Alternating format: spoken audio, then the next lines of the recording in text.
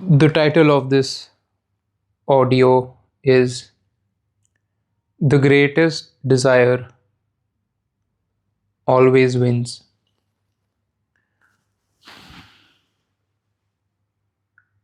When you live your life and you do the things that you do, whatever those things might be,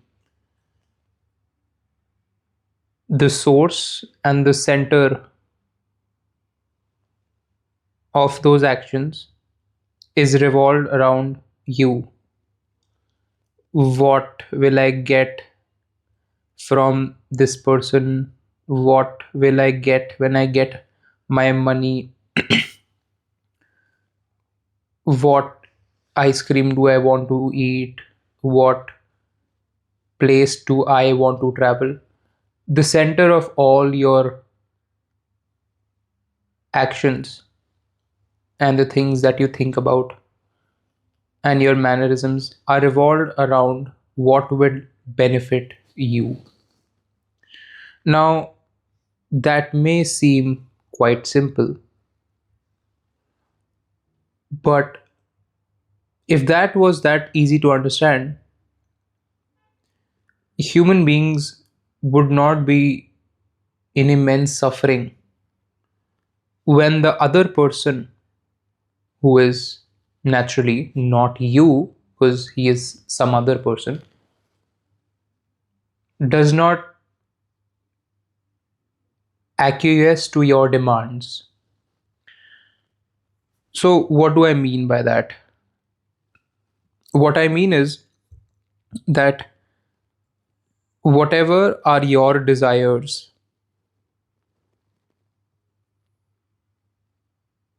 cannot fundamentally exactly be the desires that anyone else in your life that you encounter will be in 100% union.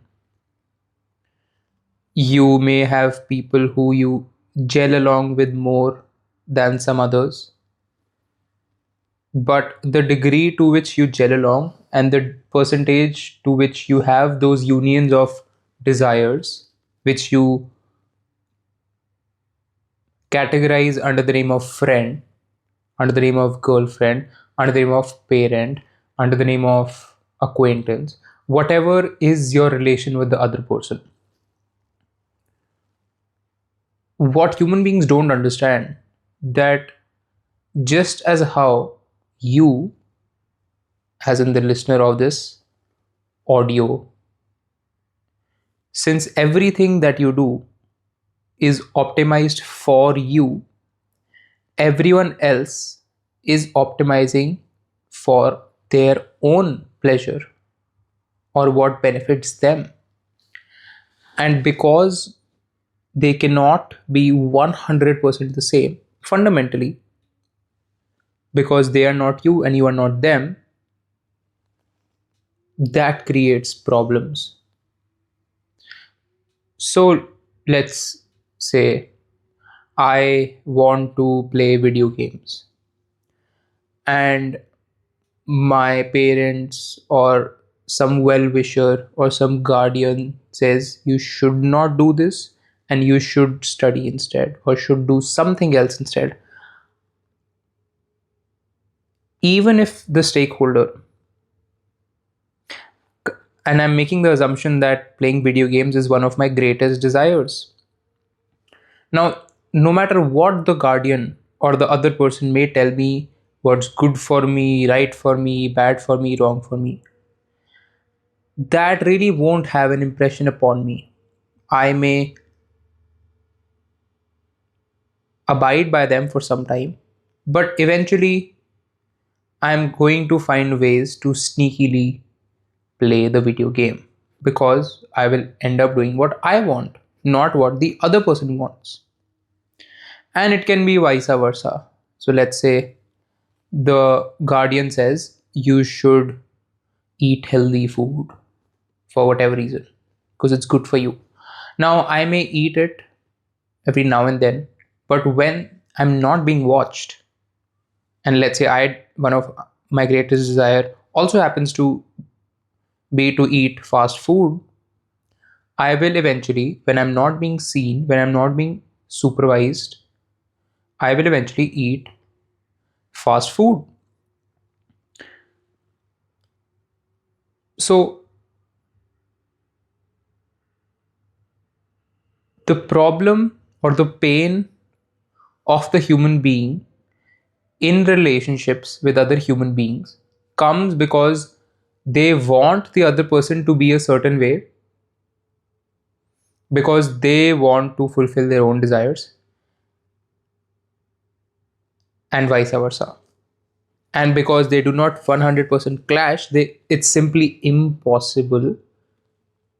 Uh, because if that was the case, you would have one or two or three people, or whoever you share relations with in your life, you have, till some varying degree, some problems with them. And that problem, I personally do not care what the content of the problem is, but the core of the problem is you want the other person to be a certain way, but they are not. So that conflict that you have within yourself outwardly gets manifested as, quote, compromise, बातें अच्छे से नहीं हो रही, and you try to make amends and fix the relation, and forever and ever and ever you change friends, you change relationships, you change colleagues and the humans that you are with. It's because your desires keep changing and their desires keep changing. And as long as you and the other person have the same desires or similar desires, you call them as friend, best friend, girlfriend, boyfriend. As soon as that desire has changed, either from your side or from their side, for whatever reason, but it just is the case, that creates problems, because what was once a mutual relation shared based upon needs, that need can be alcohol friends and sports friends and sex buddies or travelers together, whatever that friend, whatever the need it is based upon, when that changes, that creates conflicts. And either you try to make amends, which usually do not work, because if that worked, you would have not encountered and met and changed hundreds of friends or girlfriends or boyfriends. You would have stuck to one, and the only way you could have stuck to one is if your needs were mutually being met forever and ever and ever, which is never the case. And the reason I know that is because you've changed friends. Now,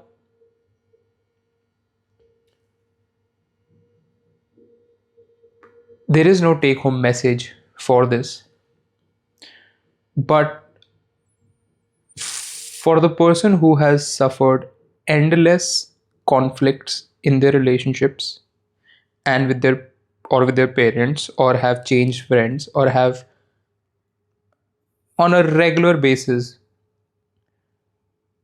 uh, has found dissatisfaction with the relations that they share with the humans, the truth is this: you need something from them and they need something from you. As long as that need is being mutually fulfilled, uh, the frequency and the intensity of the needs that is vested upon you and the other person, if that is high, you will call them your best friend. If that is medium, you will call them your okay friend. If that is not so good, you'll call them your acquaintance. Doesn't matter what label you put on them.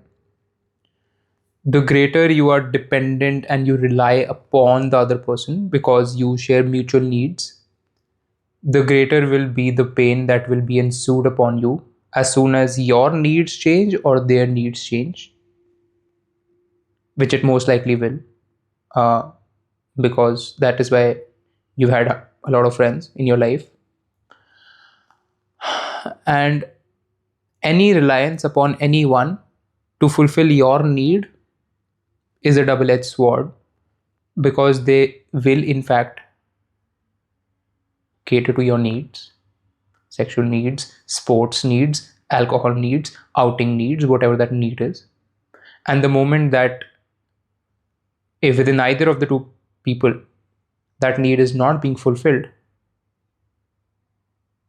there will be conflicts, and then you guys will leave each other. And then you will seek the next person who can fulfill your needs. And just as how everything that you do in life is for you, even in your selfless acts, you are expecting a thank you or a form of gratitude. So everything what you do is for you. The same is with the other person who you are in relation with. And so long as you are blindsided by this notion, as soon as you put the tag of a friend or a girlfriend or whatever tag you have, uh, when the truth of the fact is you have needs and those needs are being fulfilled by them. And as soon as you start to uh, expect the same things forever and ever and ever, which is usually what happens when you get attached to your friend or family or whatever, the natural byproduct of being attached because your needs are being met is that you will be in a lot of pain when they leave you or when you leave them. And even when you are with them, you will try to protect them. And in that act of protection, let's say when a parent does not want something bad for their child, for the entire life, the parent will take the child's quote worry, and in since that's basically from the very birth of the child, they will be in anxiety all their life for the child. Or let's say if you have a girlfriend and you are very attached to her, and no matter how many times she says that you are handsome and you are nice and you are good in bed and you are all the good adjectives, you will still not feel complete, uh, is because you do not want her to leave you. And your need to not want her to leave you will outwardly get manifested by you asking her, am I good enough, am I cute, did you orgasm, uh, am I nice, whatever your word is. So the greatest desire of a human being always wins. Whenever those desires are being mutually met by the other person or a group of people, you will rely upon them and they will rely upon you.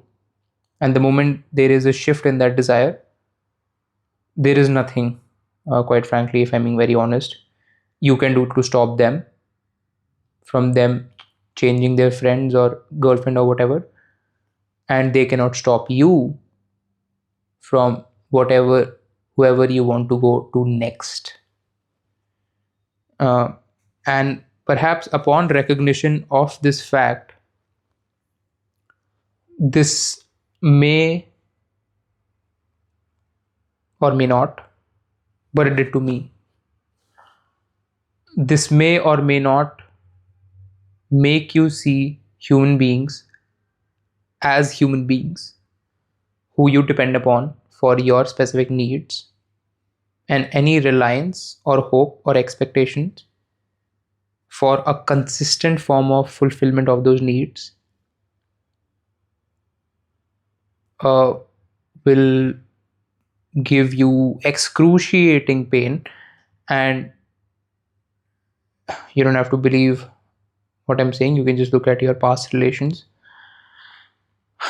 I don't want to convince anybody, I don't want to tell anybody what they should or should not do. because those are quite frankly just cosmetic attempts to try to make oneself feel better, which does not really change anything. But that is the fundament of human beings. They are wired to fulfill their own pleasure. The things that they do for other people, if even if they do not want to do, has an underlying unsaid contract that if I give, I will get.